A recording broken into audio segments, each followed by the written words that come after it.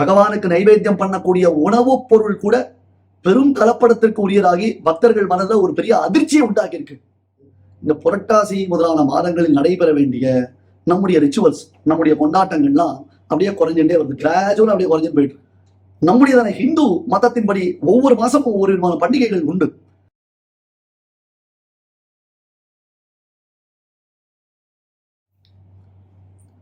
நமஸ்காரம். எல்லோருக்கும் குரோதி வருட புரட்டாசி மாத நல்வாழ்த்துக்கள்.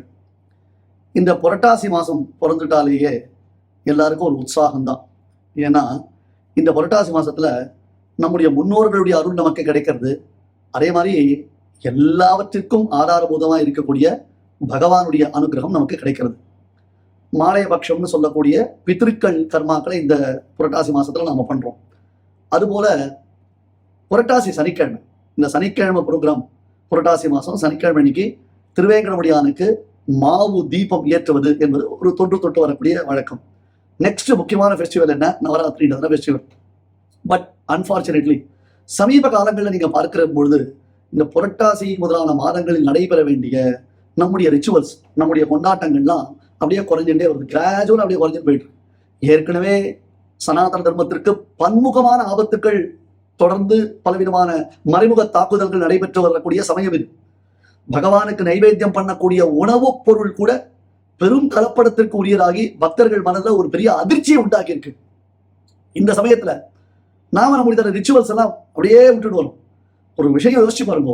ஒரு 20-25 இயர்ஸ் முன்னாடி வரையிலும் ஒரு புரட்டாசி சனிக்கிழமைனா வெங்கடேச பெருமாளுக்கு கோவிந்தா கோவிந்தா, ஸ்ரீனிவாச பெருமாளுக்கு கோவிந்தா கோவிந்தான்னு கார்த்தளவெள்ள சிறுவர்கள் பெரியவர்கள் எல்லோரும் நல்ல ஒரு குளிச்சுட்டு நெத்திக்கிட்டு கையில் ஒரு சொம்பு எடுத்துட்டு மஞ்சளோட ஒழித்துட்டு உச்சவர்த்தி பண்ணுவான். சில பேர் கோவிந்தா கோவிந்தான்னு அந்த தலையில உருண்டு வருவான். வீட்டுல விளக்கு ஏற்றி வச்சு சுவாமி தரிசனம் பண்ணி பசங்களெல்லாம் கூப்பிட்டு எல்லாரையும் கூப்பிட்டு அந்த சுவாமிக்கு பூஜை பண்ணி அந்த பசங்க கிட்ட அக்ஷரையோ அரிசியோ பருப்போ அல்லது ரூபாயோ கொடுத்து அந்த வாசல்ல கோவிந்தா சொல்லி வரவாளுக்கு உண்டியில போட சொல்லுவோம். அப்புறம் கோவிலுக்கு போவான். ஒரு ஆடி வெள்ளிக்கிழமை தை வெள்ளிக்கிழமை முதல்ல பெண் குழந்தைகளை நல்லா எண்ணெய் தேய்ச்சி ஸ்நானம் பண்ணி மங்கள வஸ்திரங்கள் எல்லாம் உடுத்தி லட்சுமி கடாட்சத்தோட அந்த குழந்தைகளை கோவிலுக்கு அழைச்சிட்டு போய் அந்த சுவாமி தரிசனம் பண்ண வச்சு புத்துக்கு பால் தெளிக்கிறது முதலான நல்ல காரியங்களை எப்படி பண்ணணும்னு சொல்லி கொடுப்பான். நம்முடைய ஹிந்து மதத்தின்படி ஒவ்வொரு மாசமும் ஒவ்வொரு விதமான பண்டிகைகள் உண்டு. ஒரு கார்த்திகை மாசம் அப்படின்னு வந்துருக்கனாலேயே சில விரதங்கள், ஐயப்ப மலைக்கு போறது. ஆடி மாசம் வந்துன்னா ஆடி கிருத்திகை அந்த விரதங்கள் இருக்கிறது. மார்கழி மாசம் வந்துன்னா ஆண்டாளுடைய நீராட்ட மகோத்சவம்ன்றதாக நம்ம பார்க்கிறோம். இப்ப புரட்டாசி மாசம் சனிக்கிழமை ஸ்ரீனிவாசனுக்கு விசேஷமான விரதங்கள் இருக்குது. படிப்பு, வெளிநாட்டு உத்தியோகங்கள், அப்புறம் பண சம்பாத்தியம், இதை பேஸ் பண்ணி நாம கிராஜுவலா கம்ப்ளீட்டா எல்லாத்தையும் மறந்துட்டோம். குறிப்பா இளைய சமுதாயத்திற்கு இதனுடைய முக்கியத்துவத்தை நம்ம சொல்லிக் கொடுக்கல. நம்ம பேர்ல தான் தோஷம். வர வர எவ்வளவு பயமா இருக்கு தெரியுமா? ஒரு நல்ல கோவிந்தநாம சங்கீதத்துல கேட்கலையே. மார்கழி மாதம் வீதிகள் தோறும் பஜனை எப்படி இருந்தது? திருப்பாவைய எல்லாரும் வீதி வீதியா குழந்தை பெரியவா எல்லாரும் சேர்ந்து அந்த கார்த்தால சொல்லும் பொழுது ஒரு நல்ல ஒரு வைப்ரேஷன் இருந்தது. இன்னைக்கு சுவாமிக்கு நைவேத்தியம் பண்ணக்கூடிய உணவுப் பொருளில் கூட மிருகங்களுடைய கொழுப்பு கலக்கப்பட்டிருக்குன்னு ஒரு அதிர்ச்சி அளிக்கக்கூடிய உண்மையை நாம பார்க்கிறோம். அது பொய்யார தகவலா இருக்கணும் தான் நானும் பிரார்த்திச்சுக்கிறேன். பயமே இல்லை. ஐயோ என்ன சுவாமி பண்ணுவான், பசங்க படிக்கணும் 6 மாசத்துக்கு ஒரு தடவை நம்ம அமெரிக்கா போயிட்டு வந்தாலே நம்முடைய வாழ்க்கையில திருப்தி நம்ம நினைச்சிட்டு இருக்கோம், நிறைவு நம்ம நினைச்சிட்டு இருக்கோம். தயவு செய்து இப்ப சொல்லிக் கொடுங்க. This is the right time to arise. இது ஒரு அரை கூவல். புரட்டாசி சனிக்கிழமை டிஃபால்ட்டா எல்லாரும் ஆத்துல இருந்து ஒரு நிமிஷம் சுவாமியை தரிசனம் பண்ணணும். அந்த வழக்கை ஏற்றி வைக்கணும். எப்படி வழக்கம்? முன்னோர்கள் செய்த வழக்கம் என்ன? பின்னாடி வரக்கூடிய மருமகளோ அல்லது மருமகனோ இந்த வீட்டுக்கு வந்தான்னா அவன் எப்படி இந்த பூஜை எல்லாம் பண்ணணும்னு சொல்லிக் கொடுங்க. தயவு செய்து மிஸ் பண்ணாதீங்க. நவராத்திரின்றது வெறுமை இப்ப ஒரு செலிப்ரேஷன் அப்படின்னா என்ன ஆயிடுது அப்படி கேட்டா கலாச்சாரத்தை மீறின செலிப்ரேஷன் மாதிரி ஆயிடுது. ஒரு பெரியவர்களை போய் சேவிக்கிறது, அந்த சுமங்கலி பெண்களை கூட்டு வச்சு வெத்தலை வாக்கு கொடுக்கிறது, அதை விட இந்த டான்ஸ் ஆடுறது, பாட்டு பாடுறது, டிஜே வச்சுக்கிறது, அதுல போக்கஸ் அதிகமா போயிடுது.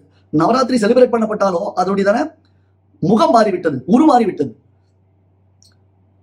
Please arise awake. நம்ம தர்மத்தை நம்ம சந்ததிகளுக்கு நாம சொல்லிக் கொடுக்கணும். படிப்பு, வேலை, உத்தியோகம், பணம் அப்படின்றதான பேர்ல நம்ம கலாச்சாரத்தை நம்ம பரித்தியாகம் பண்ணக்கூடாது. நம்ம அப்படி 24/7 எல்லாத்தையும் பண்ண போகுது. சில முக்கியமான நாட்கள்ல குடும்பத்தோடு சேர்ந்து இதை தான் நாம ஃபாலோ பண்ணணும். இப்ப சமீபத்துல இதை பேஸ் பண்ணி தான் ஸ்ரீ ஜெயந்தி போது ஒரு வீடியோ போட்டுங்க. ஸோ இப்பயும் அதுதான் சொல்றேன். எல்லோருக்கும் புரட்டாசி சனிக்கிழமை வாழ்த்துக்கள். திருவேங்கடமுடியானுடைய இன்னொரு எல்லோருக்கும் கிடைக்கணும். நம் பழக்க வழக்கங்களை நம் சந்ததியினர் முழுமையாக பின்பற்ற வேண்டும். கோவிந்தா கோவிந்தா. வெங்கடேச பெருமாளுக்கு கோவிந்தா கோவிந்தா, ஸ்ரீனிவாச பெருமாளுக்கு கோவிந்தா கோவிந்தா. எல்லாருக்கும் சகல க்ஷேமங்களும் உண்டாகட்டும்.